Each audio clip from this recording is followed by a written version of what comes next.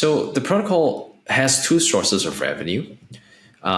First one is swap fee, because like again, Pendle operates an AMM, so there is a swap fee whenever a trade happens. Now the swap fees will vary from pool to pool and also depending on the maturity. But on average, most of the pools will have 10 basis, like the fees around like 10 bips. And then the other revenue component is actually the YT. So all the YT that's minted, 3% of that goes to Pendle. Now, so in terms of the token, Pendle actually the Pendle itself doesn't have any utility, but when locked in the vePendle contract, between say 1 week and 2 years, there are 3 utilities. So first one is with vePendle, there's the boosting of LP APY, because like if you're a liquidity provider and you have vePendle, you get boosting. The second one is for you, the voting of incentives, because every week Pendle has a budget of incentives that can be channeled to the pools as liquidity incentive. And as vePendle holder, you can vote for how the incentives to be channeled to the pools of your interests. So again, like this is, I think, more on the voting right perspective. And then the third is a claim to the swap fee, because after voting, whatever revenue swap fee that the pool earns gets redistributed back to the vePendle holder. So this is like just as a way to incentivize voting. Okay, so so Pendle is locked in a liquidity pool called vePendle. And then vePendle holders, like people who are providing liquidity to that pool with Pendle tokens, they can receive a portion of the swap fees. Yes. Right? And then also, is it vePendle LPs, the ones that have the right to vote as well on Correct. incentives? Okay. Correct. So, and that vote is for incentives for LPs in other pools?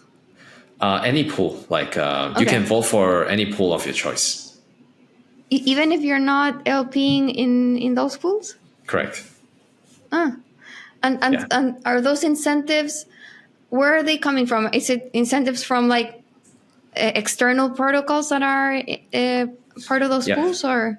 So the incentives are actually in like the Pendle, because like Pendle has emissions that we use to encourage deposits into the liquidity pools. So for users who are voting using vePendle, that's that Pendle emission is what they're channeling. I see. Okay. And you also mentioned there was like these multipliers issued by the other protocols themselves. That's not voted on. That's, kind of determined by the external protocols, right? That is correct. Okay, so they're voting on Pendle incentives for liquidity pools, for all these different strategies. And then they are also getting a percentage of the swap fees. Okay, correct. Cool. And then that's the Pendle protocol. And then the Pendle protocol itself gets, you said 10 basis points of the swaps. Yeah, correct. So the Pendle protocol currently does not have, the protocol treasury redistribute all the fees collected back to vePendle holders. Oh, okay. Okay, so those 10 bases goes directly to Pendle holders. Correct. vePendle holders. Yeah. Okay, got it.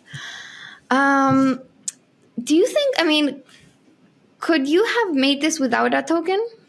I think the role of the token is actually quite important in our case to incentivize liquidity, because as an AMM, if we don't have liquidity, it's hard to encourage activity. Right. And also for assets that we're dealing with, they are relatively, they're pretty long tail. because they're derivative of like other assets. So I think having the incentives helped us bootstrap liquidity to kickstart a certain kind of activity. Do you think that tokens for DeFi protocols, I mean, is it their role to kind of solve this cold start problem, and kickstart activity, and then potentially down the line maybe they'll be less useful? Like you said, it's good to have Pendle incentives now, incentivize liquidity, but like once a protocol is running, like it's people understand the use case, whatever, maybe you won't need as much Pendle incentives. It is possible. So the emission can be gradually reduced such that the protocol becomes more deflationary. So as long as we are, I think, as with most instances, the goal is always to reduce the dependency on the protocol token to encourage activity.